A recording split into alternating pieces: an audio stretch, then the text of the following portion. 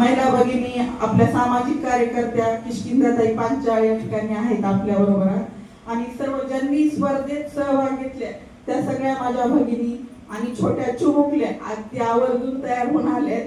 आणि आपल्याला ही खरं तर स्पर्धा नाहीच.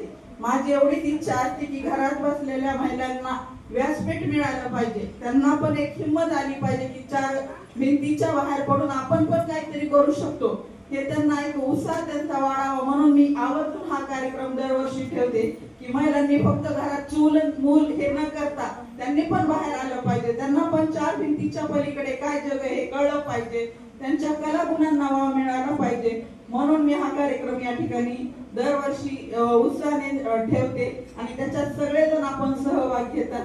तुम्हा सर्वांना माझ्याकडून खूप खूप शुभेच्छा. आणि ही स्पर्धा नाहीच आहे, ह्याच्यात कोण हारलं कोण जिंकलं अजिबात नाराज व्हायचं नाही.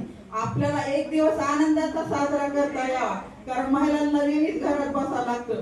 काही करायचं म्हणलं तर महिलांचं कसं असतं, विचार करायचा, हे काय म्हणल ते काय म्हणल, बाहेरचे काय म्हणतील घरचे काय म्हणतील, लोक नाव ठेवतील का, आणि याच्यातच आपलं सगळं आयुष्य जातं.